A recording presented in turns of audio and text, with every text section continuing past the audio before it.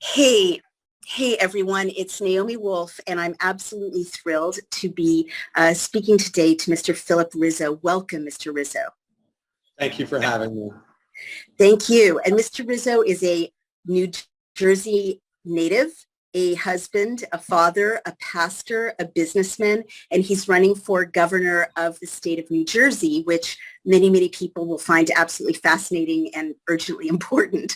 With no further ado, I'm just going to ask Mr. Rizzo to kind of tell more about himself to our audience and then to tell us why he's running. So go ahead, tell us what you want us to know about you, Mr. Rizzo. Sure. Well, thank you for the introduction. As you said, I am born and bred in New Jersey. I'm a third generation real estate developer.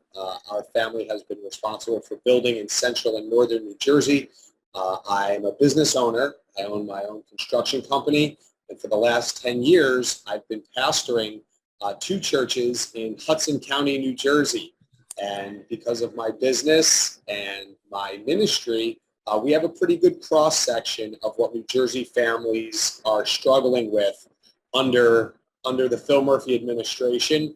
And we are motivated to help get New Jersey families' lives back to normal. So that's great to hear. As I always say, we're nonpartisan, but the more people engage with the political process, the less stasis there is, the better it is for everyone. Tell me why you're not happy with the current leadership and why you think you're the one who needs to change it. Sure. As I said, we started two churches in Hudson County. In 2012, we started one in Hoboken. In 2019, we started another in North Bergen, both in Hudson County. And if anybody knows anything about New Jersey, Hudson County is deep blue.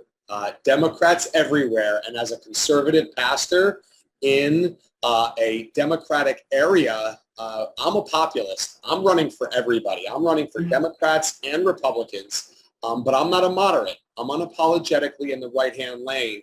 And I understand that the things that are impacting families' lives right now are not partisan issues. And I'm glad to hear you say you host kind of a nonpartisan topics here, because that's so wonderful, because everybody is struggling under the Murphy administration. Children haven't been in school for 14 months, and Democrats, along with Republicans, have their children whose anxiety and depression is skyrocketing. 1/3 of New Jersey businesses forever closed. Democrats and Republicans alike. That is an insane, it's an insane statistic.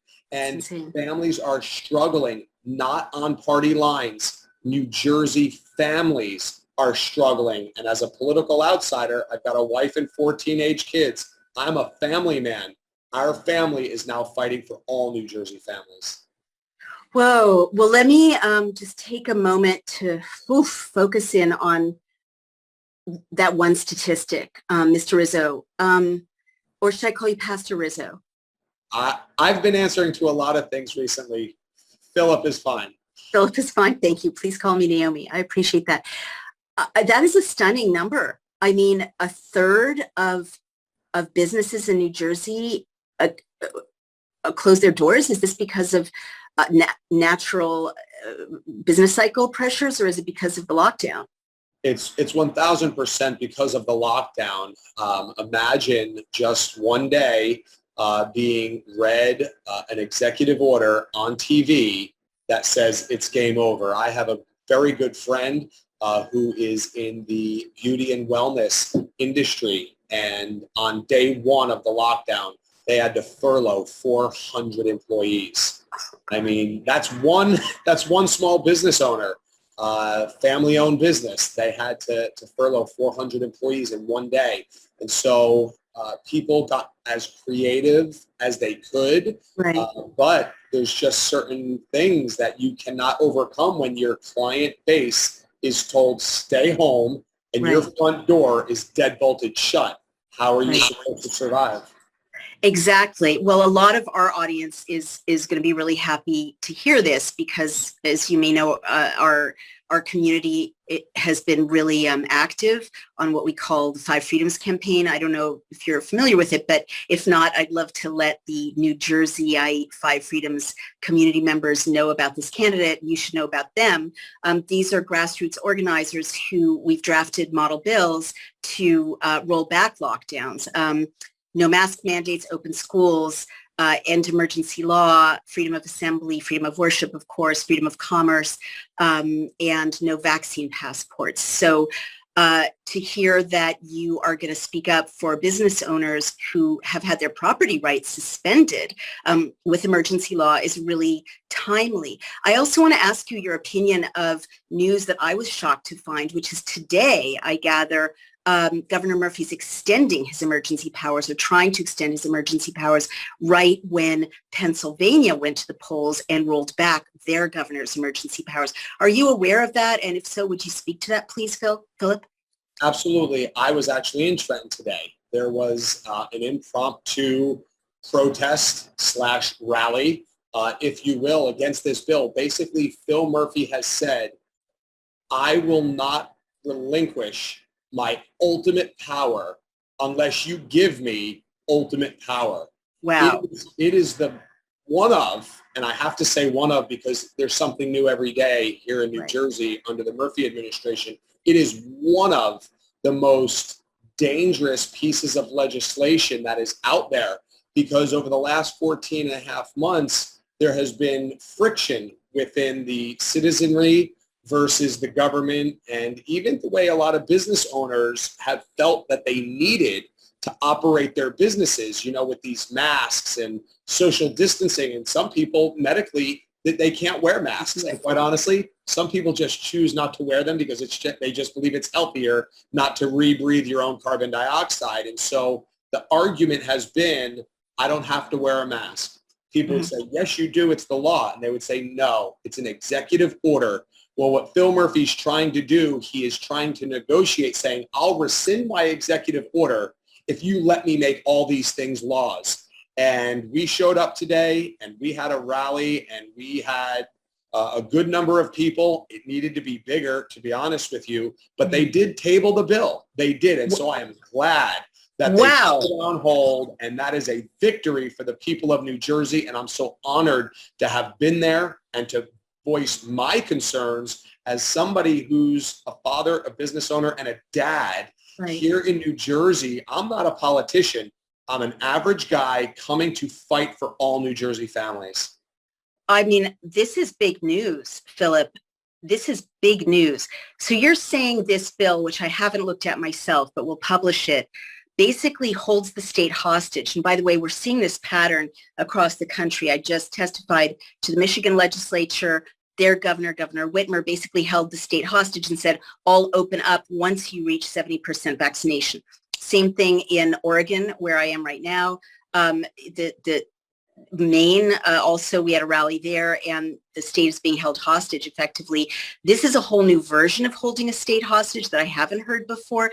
If I'm hearing you correctly, Governor Murphy said, okay, I'll give up my current emergency powers if we put into permanent law, right? Mask mandates, what?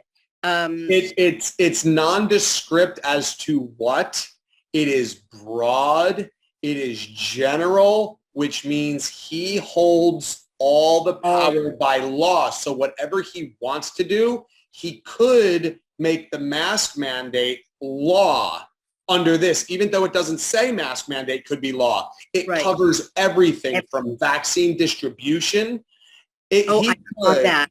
He could not ever have to go back to the legislator for mandatory vaccine or religious exemption. He will have ultimate power to be able to do whatever he wants. In any arena, or specifically in the COVID vaccines, masks, liberties, property rights situation, it would extend it out through January 2022. Unbelievable. I'm so glad you were there to speak up against this, and I'm so glad that other New Jerseyites were. My guess is that this bill hasn't been well covered in New Jersey. It hasn't been well covered nationally. And my guess is that the rally and the pushback has also not been well covered. Is that the case? Well, not only was it not well covered, the reason why I said our attendance wasn't very big today is really because under the COVID cover, as I call it, they Right. are ramming these bills through. We only found out about this yesterday, Oh my gosh. that it was coming up for vote today. So we Oh my gosh. rallied who we could. Everybody had to clear their schedule. I canceled all sorts of things, and I needed to get to Trenton to let people know that they will have a governor that is Right. willing to stand with them any moment, anytime. It's interesting. As a pastor, I am well trained to have my phone on 24/7. Right. And of course, as a pastor, the babies are always born in the middle of the night. Of course. The car accident always happens in the middle of the night. And Sure. so I want our residents of New Jersey to know that I am willing to stand with them any moment of any day and fight for them and to fight for their families. Well, you certainly showed up in a massive emergency for the rule of law in New Jersey. I mean, to me as a journalist, the fact that the rule of law has been suspended in the state of New Jersey and the king, basically, or tyrant, which is what this governor is at this point, is, and I'm saying this in a nonpartisan way, this is just literally, if he has all power, doesn't need the legislature, he is a king, he is a tyrant, and that he tried to make a deal to extend this kingship till next year, should be front page news. It should be global news. So thank you for talking to us, because it's really down to us as citizens to get the word out. What assurances, I mean, it's such a mind-blowing thing you just told me, right? But I believe it because I've seen shocking assaults on our Constitution unreported at state legislatures across the country. Why is this not politics as usual? Why does Governor Murphy and other governors, but let's just stick to New Jersey, think that he can get away with this? How is it that no one's thinking, well, there's going to be blowback in the midterms, or there's going to be blowback in the next presidential, or, he'll never have a career again in New Jersey? Like, how is this being done with impunity? I've never seen anything like it. It's not normal politics. It's amazing how compliant the New Jersey citizenry has been. Now, I understand they sold us fear. I get it. I was watching the news in real time like everybody else last March. But for me, my eyes were opened, and I'm in our house when the news was breaking nationally, everything started crumbling like quickly. In our kitchen for 5 days, we had hand sanitizer, Lysol, everybody had the whole routine set up. Mm-hmm. And about 5 days later, Phil Murphy signed his executive order locking down the state. And when I read the executive order and I realized that the entire faith community was closed, I knew before the ink was dry on that executive order that I was never going to comply.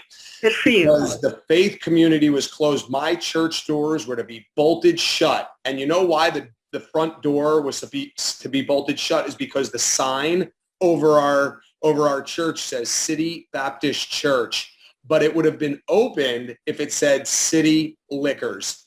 That's when I knew that this whole thing was about power and control, and I will never let my government control me against the founding documents and the supreme rule of law in our country, which is the Constitution. That executive order was unconstitutional from the word go.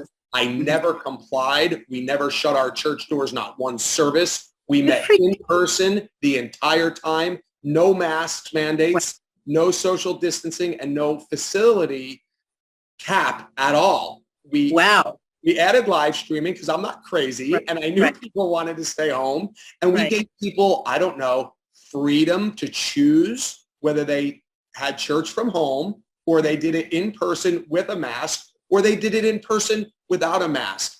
I said the other day on a radio show, we can't have leaders that are twitchy and jumpy and react in fear when something happens. we were steady and calm, moved forward. We gave everybody the tools that they needed to make good, healthy decisions for themselves. And we Wow. mandated nothing. That is the way you're Wow. supposed to lead, and let people make their own choices.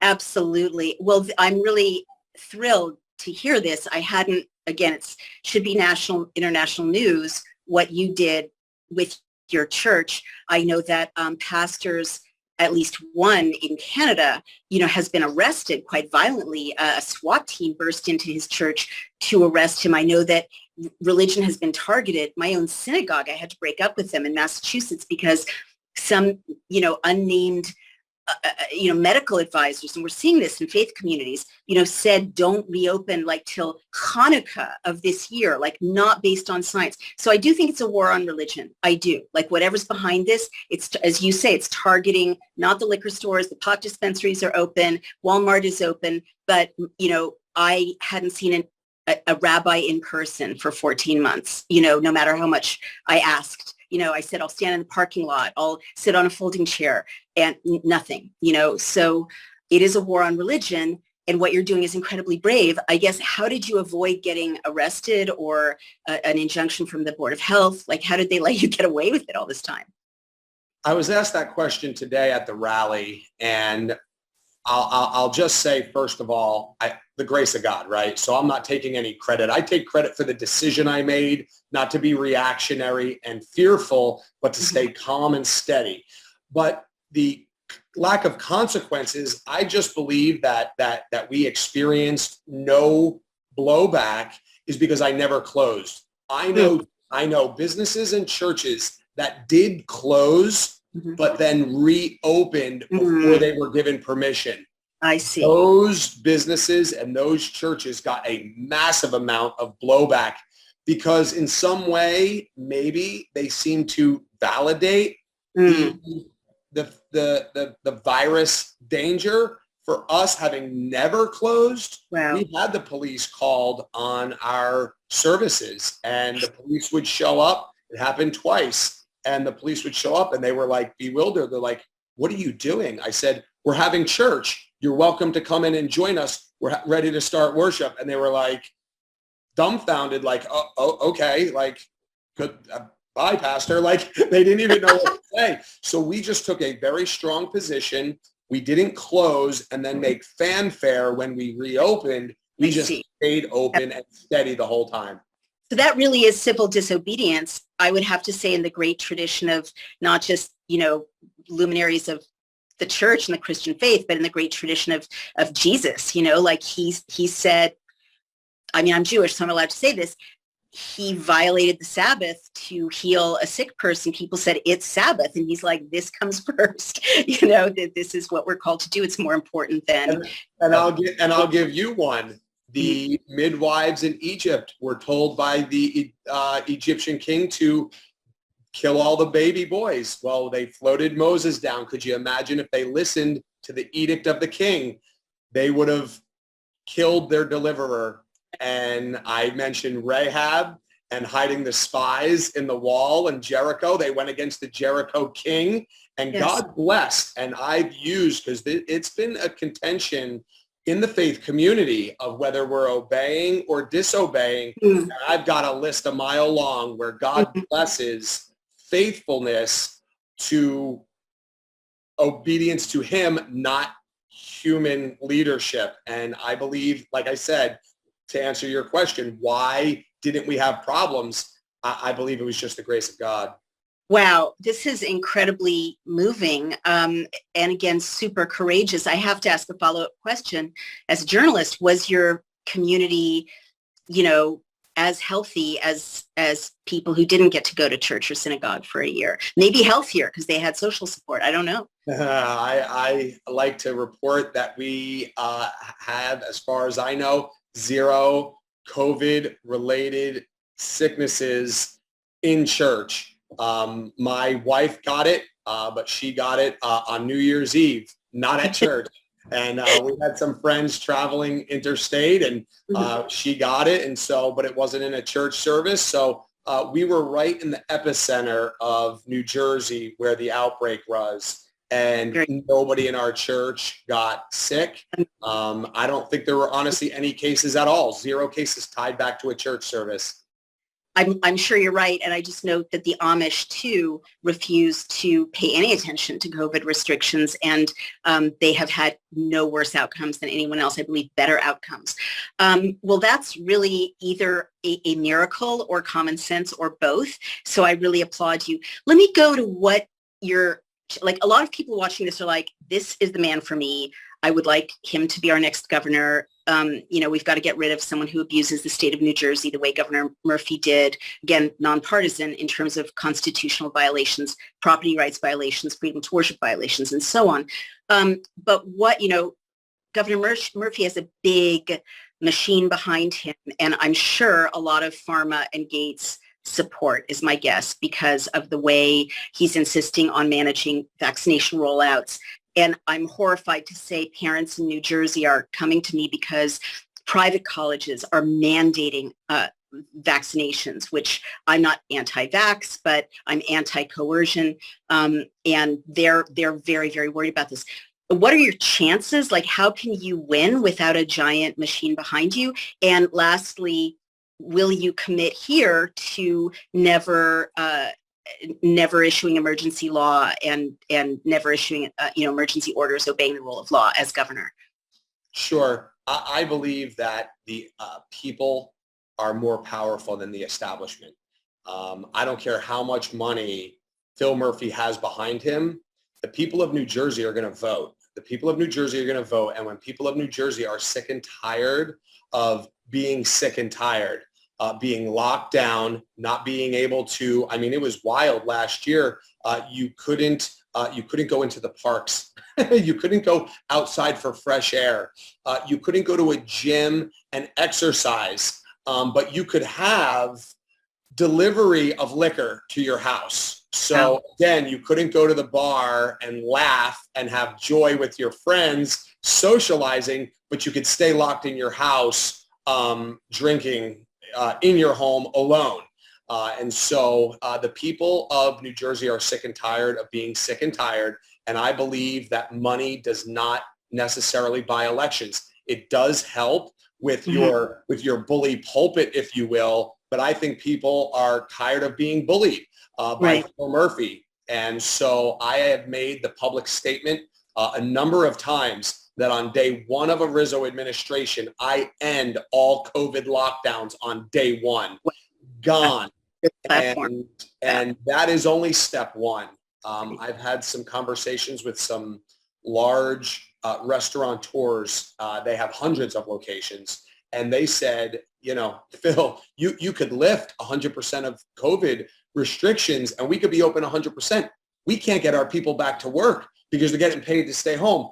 That's step two. So we have a long way to go. This virus is going to be behind us here in the summer months, but the disease of Phil Murphy is going to plague the state of New Jersey for a decade.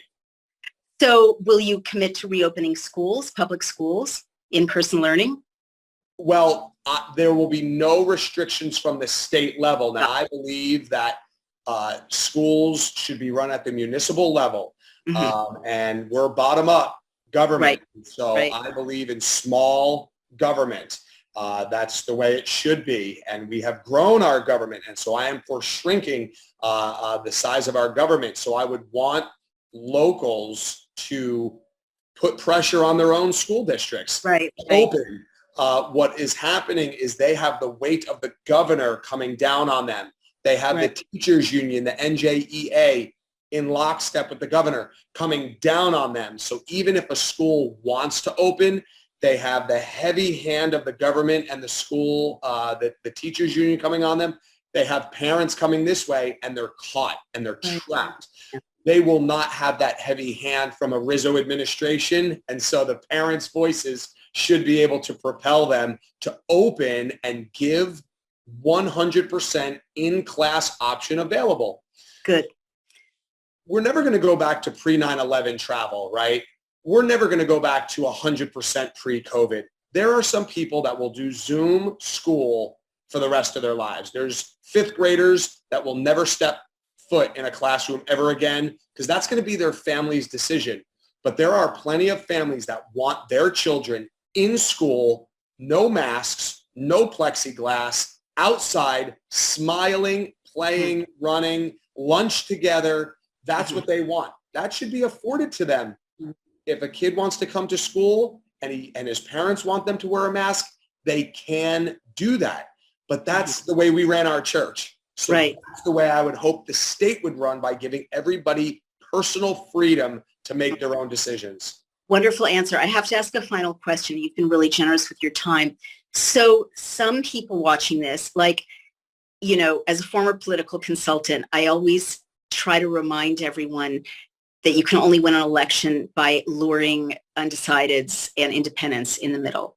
And a lot of people watching this may be women who might be fiscally conservative, socially liberal, or who might be sick of lockdown, otherwise maybe even formerly Democratic voting women like myself. And they really want what you're selling, if you like. They really like a lot of things you're saying, but they might worry, this is a man of faith, this is a Christian, he's a conservative, he's going to take away my reproductive rights, what I would say, or he's going to impose a right to life, what you might say. What comfort, if any, can you give them that they can take a risk electing you and not losing their personal choice about what they see as their right to manage their own family life? Sure. My whole campaign is our family, the Rizzo family, is fighting for all New Jersey families to do what they want and to manage their lives with their doctors. And so I have said in my stump speech a number of times, it's not the government's job to keep us healthy. It's the government's job to keep us free. And that's something Phil Murphy doesn't believe in. And I choose freedom over Fauci. And that is what we have done in our church. I've already put my money where my mouth is. People could say, oh, he's saying the right things, but how do we know? No, I've already done it. I've already proved that I was willing to go to jail to fight for our church family. I am willing to fight for all New Jersey families. I've stepped away from my pulpit. I am not looking to be the pastor of New Jersey. My pastorate gives me experience as a conservative ministering to deep blue Hudson County. As I said, I'm a populist. I love Democrats, but I can message them from the right lane. It's something that I've done successfully for a decade. And again, I tell people what I think, but I give them the opportunity to live free and make their own decisions. That's what pastoring is. I tell people, hey, this is what the Bible says. I can't make them do it, but that's what I want to do as governor. I want to give you, here's the information. This is what I believe. Now go make good decisions for your life. So just to really drill down on this, because I'm a journalist and I have to. So does that sense of privacy, making your own choices about your body, extend to, you might not agree with a woman's decision to end her abortion. You might not think God is okay with it, but you know that that's her decision to make. Would you go that far to say that? You're not going to impose new restrictions on women's right to choose to end pregnancies in New Jersey? Yeah, 2 points. As the governor, I am sitting at the top of the executive branch. My job is to execute the law on the books. Terminating pregnancies in New Jersey is legal. Even in my best dream, the liberal legislator of New Jersey will not put a bill on my desk preserving life. They're just not going to do it. And so I don't believe in ruling by executive order. I am unapologetically pro-life, but I cannot impose my will on people, and my job is to execute the law on the books. What I do have a problem with is when somebody like me, along with the other millions of pro-life people in New Jersey, we don't want our tax dollars paying for it. I'm not saying abortion is illegal or anywhere near will become illegal under my administration, because I'll never get a bill on my desk. If I got a heartbeat bill on my desk from the legislator, I'd sign it, but it's not going to ever come in New Jersey. I just don't think taxpayers' dollars should pay for it. I think that that's That's the issue for me and a lot of pro-life advocates. That's a really honest answer, and I think it's a very reassuring answer for a lot of blue women who might really be tempted with the rest of your agenda. Well, look, you've been so generous with your time. Our time is at an end, but how can people who are listening to this who want to help you make it happen for you to be the next governor of the state of New Jersey with your lockdown pro-freedom message? Our website is jerseyrizzo.com, jerseyrizzo.com, and there's two things that we are doing right now in the final sprint to the June 8th primary. We are gaining volunteers every day to knock on doors, make phone calls, and help assist us with our events. And always, always, always, as a campaign, money helps you get your message out. Mailers and radio ads and things like that all cost money. And so we are fundraising and asking for volunteers. Fantastic. Well, everyone go immediately to Philip Rizzo's site, volunteer your time, volunteer your money. I can't be partisan, so I can't say this candidate over another candidate. You've heard what he has to say, and you can really make a difference. And don't forget that date. June 8th is the primary, and don't forget to vote in the primary, New Jersey. And we'll be linking the 5 Freedoms bills. We'll send them to you, see if you want to adopt them as governor. But first, the people who want you to be governor have to get you elected. So thank you so much for an incredibly important, impactful, news-making interview. And, best of luck with your run. We'll keep our readers informed about your run and how to help. Thank you for allowing me to speak to your audience. I really appreciate it. Take care, Mr. Rizzo. Take care. Okay. Bye-bye.